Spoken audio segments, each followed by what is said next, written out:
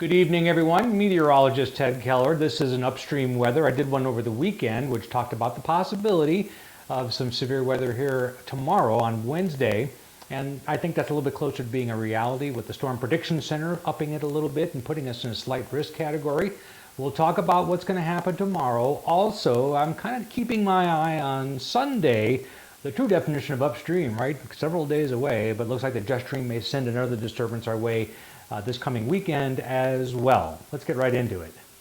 First stop tonight, we'll take a look at the water vapor image. Pretty much like a cloud motion, except that we're looking at not only clouds, but areas of dry air. It's good for seeing swirls.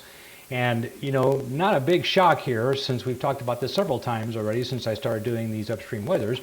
But we look to the southwest and we see a swirl in the clouds right there coming up out of Baja into New Mexico and West Texas. That's the beginning of the next disturbance that will bring that thunderstorm line to our area tomorrow. And while I'm on this loop, even though I'm not going to focus on this tonight, this strong surge of wind out here is what's going to produce the big band of maybe a foot or more of snow through parts of the north part of the U.S., Minnesota, the Dakotas, Wisconsin. That's a separate issue, not coming near us, but it's been a pretty active jet stream pattern. Let's take a look at what the Storm Prediction Center has for us tomorrow, because that is a factor. So that is right there what you're looking at. A slight risk of severe weather is in this yellow area right here. Springfield, of course, is right there. And what I'm anticipating and what the models are verifying and what I thought might happen is a band of thunderstorms are going to develop here early in the day. You're used to seeing thunderstorms kind of develop maybe late in the afternoon or early evening during the heat of the afternoon, quote unquote. That's not this. Although a little tiny one or two storms could form behind this main line tomorrow afternoon, what is going to move through here basically tomorrow is going to be like a lunch to 3 o'clock type scenario, maybe even late morning for some folks in the Ozarks. Let's look at the computer models. 500 millibar flow. Again, jet stream is what you should get out of this basically. With the reds and the purple, stronger winds, and the white areas, barely any winds. So again, we're looking to the southwest to see if there's any storms down there, and sure enough, not disappointed on this one. There's this disturbance right here that I pointed out in the water vapor loop. There's a low, there's strong winds coming around the outside of this thing on the east side, and that's going to come up toward us pretty quickly. In fact, by tomorrow, it'll be on our doorstep right over us. So it's a pretty fast-moving weather system. I'll loop this forward, and you can see how that's going to work. There it goes, right through there. That's what we call a short wave in the upper atmosphere. It passes over Oklahoma City, right around, let's say, 9 to noon, somewhere in there, and then passes over the Ozarks from noon to about 3 or so. So that is what's going on there. So we look for these areas of red and purple, too, to find what we call little short waves or disturbances in the atmosphere. And again, that one I pointed out, this one right here, is going to be the one that produces the heavy snow in the northern plains, but it's going to go up that way and not really impact our weather a whole lot. It is actually going to be something that keeps really cold air from diving into the Ozarks. It'll get close, it'll come in late in the week, but not fully embed itself in the Ozarks. That will set us up for that possibility for spring severe weather over the weekend as well. I've switched models to something called the HRRR, which is a high-resolution model that's run on shorter time scales because it's a very complex model to run. But even at that, this will run at least a few times a day out to 48 hours or 2 days. We only really care about the next, 24 or so or even less. So this is one of the things that these computer models will do is try to simulate where radar echoes will occur. And sometimes they're pretty good. I happen to agree with this one in particular, so let's take a look at it here. Let me set up the telestrator screen so we can do that. And I'll just kind of animate this. This is tomorrow morning. Right here is about 6 a.m. Okay, so you can kind of see a couple of thunderstorms kicking up their heels here just to the south and west of Tulsa and then on down the line into North Texas. Okay, so that's an early bloomer. We don't normally see that type of activity that early. And then if I advance this to, let's say, let's go to, it's about 9 a.m. That's right on top of the Ozarks. And you'll notice this is taking on a line of thunderstorms with waves in it. So if you look at that, and this is very common, so you have a line of thunderstorms, but you have these little wavy motions in here, like this. So anytime one of these little bulges occurs, there is, even in a fairly, I wouldn't say stable environment, but maybe not the most unstable environment, you can get a weak tornado in some of those little swirling, bulging areas sometimes. Not guaranteed by any stretch of the imagination, but it is something we would watch on the tornado threat end of things, and I'll take a look at that in a minute. But mostly I think this is a wind system. Since that upper level disturbance is so strong, these thunderstorms will have the net effect of transferring the upper level winds, which are much stronger than the ones at the surface, transferring that down to the surface. So straight line winds tomorrow are a pretty big deal, I think. Where all we have to do is get to 60 miles per hour, and that's considered a severe thunderstorm, or even sustained 55 mile per hour winds are bad. So even if it doesn't meet the criteria. But that's what we're looking at tomorrow. And again, this is largely what I thought would happen.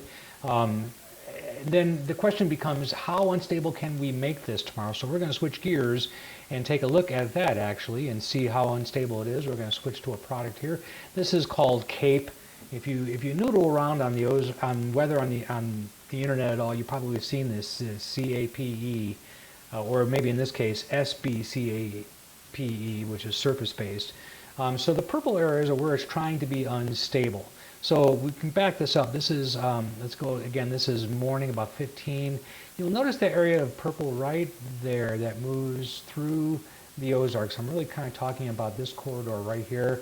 I think that area is going to be a little bit of an alleyway for probably the most severe storms, or the little curls in the squall line that may produce some spin-ups tomorrow. So that would be from Joplin northeastward. It would move through the Ozarks, and it certainly is not suggesting that it can't occur elsewhere along the line. But that at the current thinking, I think, is that it's probably going to occur there more than anywhere else. So the air is unstable enough considering the shear of the atmosphere. In other words, this time of year you can have very strong jet stream winds, but maybe the instability hasn't quite caught up to it yet. Well, one can make up for the other in certain circumstances. If we can get any holes in the clouds tomorrow morning, by the way, it'll help to make this a little bit more of an unstable environment.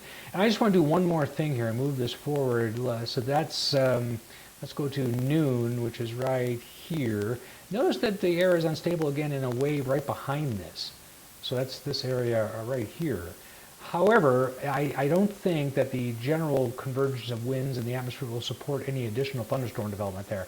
It is possible. I think it would probably be a blip on the radar, but may not survive. But we'll watch that as a kind of a secondary thing in the middle of the afternoon tomorrow. And then it'll be very windy behind this system, by the way, tomorrow night, just in general, not thunderstorm winds, just ambient flow wind, strong, just kind of gusty, breezy conditions tomorrow night.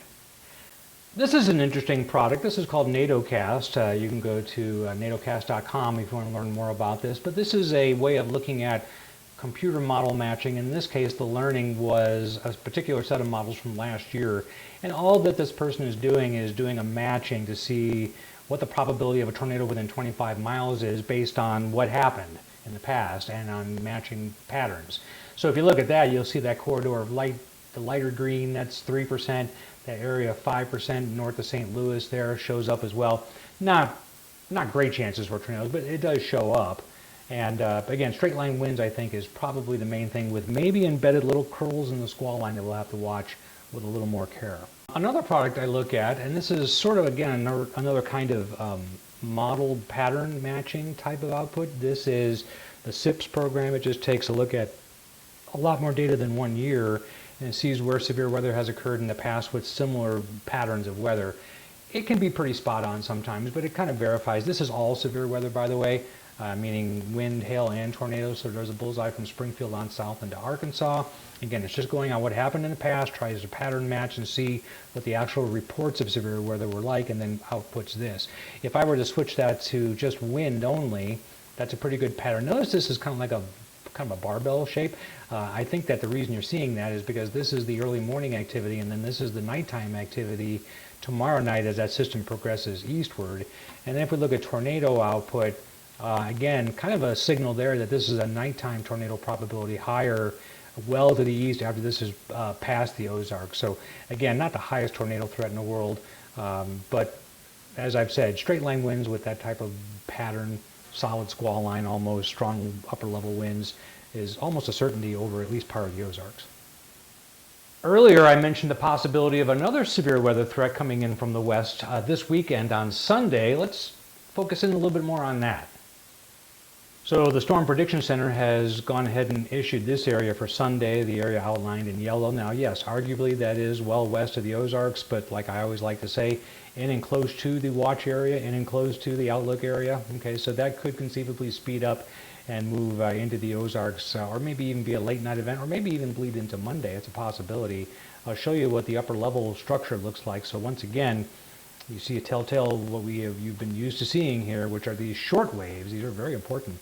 So this one shows up right on the New Mexico-Arizona border by about noon on Sunday, and then that's the European model. The GFS model run in the U.S. here is very similar. So good agreement on that. Again, closed off upper level system in the Southwest, which has been a big part of every single weather event we've had this winter so far, and that's not uncommon at all.